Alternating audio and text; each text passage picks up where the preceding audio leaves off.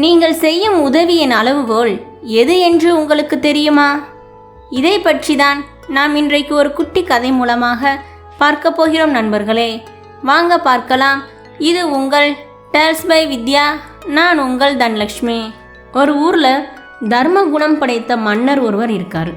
அவர்கிட்ட விவசாயி ஒருத்தர் தன் மகளோட திருமணத்திற்காக பணம் கேட்கலாம் அப்படின்னு நினைக்கிறாரு. அதனால் அடுத்த நாளே தலைநகருக்கு புறப்பட்டார். போகிற வழியில் பசிச்சா சாப்பிட்றதுக்குன்னு வீட்டிலையே ரொட்டியெல்லாம் செஞ்சு கொண்டுட்டு போனார்.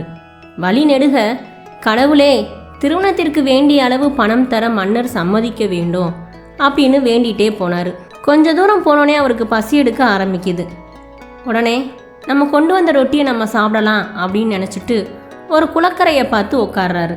தான் கொண்டு வந்த ரொட்டியை கையில் எடுத்து வச்சுக்கிட்டு இந்த உணவை கொடுத்த கடவுளுக்கு நன்றி அப்படின்னு தன் மனசில் நினைக்கிறாரு. அப்போது நாய் ஒன்று அவர் எதிரில் வந்து எலும்பும் தோலுமா நிற்கிது. அதை பார்த்து அந்த விவசாயி இறக்கப்பட்டு அந்த ரொட்டியை அதுக்கிட்டே கொடுத்துட்றாரு. அந்த நாய் ரொம்ப பசியோடு இருந்தனால ஒரே விழுங்காக விழுங்கிட்டு மறுபடியும் கிடைக்குமா அப்படின்னு பார்த்துட்டு நிற்கிது. இறக்கப்பட்ட அந்த விவசாயி தன் மனசில் ஒரு நாள் சாப்பிடலைன்னா நம்ம என்ன செத்தா போயிடுவோம் அப்படின்னு நினச்சிட்டு தான் கொண்டு வந்த அத்தனை ரொட்டியையும் அந்த நாய்க்கே போட்டுறாரு. பிறகு ராஜா அவர் தகுதிக்கு தானம் கொடுத்தால் நாமும் நம்மளால் முடிந்த உதவியை மற்றவருக்கு செய்யலாமே என்று தன் மனதில் நினைத்து கொண்டு பசியையும் பொறுத்து கொண்டு தலைநகரை அடைந்தார் அந்த விவசாயி. அங்கிருந்த தர்ம சத்திரத்தில் சாப்பிட்டு விட்டு பிறகு மன்னரை சந்தித்து தான் வந்த விஷயத்தை தெரிவித்தார் அந்த விவசாயி. இதை கேட்டு அந்த மன்னர் அந்த விவசாயியிடம், என்னிடம் தர்மம் கேட்டு வந்துள்ளீர்களே, நீங்கள் ஏதாவது தர்மம் செய்திருந்தால் சொல்லுங்கள். அதை நிறுத்தும் தராசு ஒன்று என்னிடம் இருக்கிறது. அது எந்த அளவு எடை காட்டுகிறதோ அந்த அளவுக்கு தங்கம் வாங்கி கொள்ளுங்கள் அப்படின்னு மன்னர் சொன்னார். உடனே அதற்கு அந்த விவசாயி, தர்மம் செய்யும் அளவு பணம் இருந்தால் நான் ஏன் உங்களிடம் வரப்போகிறேன் மன்னா என்று கேட்டுவிட்டு, வழியில் நாய் ஒன்றுக்கு உணவளித்தேன், அதற்கு ஈடாக உங்கள் சத்திரத்தில் சாப்பிட்டு விட்டேன், எனவே நான் ஏதும் பெரிதாக தர்மம் செய்ததில்லை என்று அடக்கமாக பதில் சொன்னார் அந்த விவசாயி.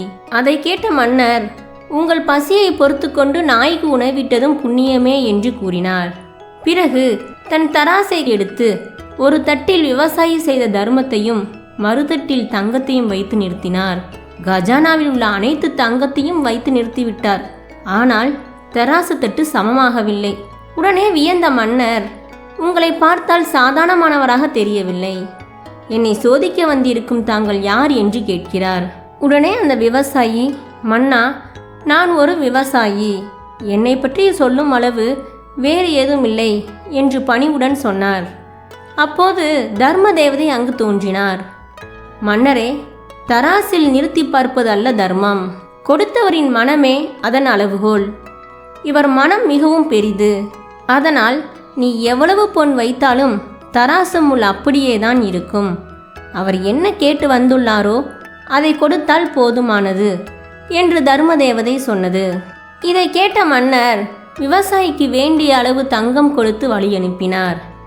விவசாயியின் மகளின் திருமணமும் சிறப்பாக நடந்தது. இதுபோல் நீங்கள் மனதார செய்யும் உதவியின் அளவுகோல் உங்கள் மனம் மட்டுமே.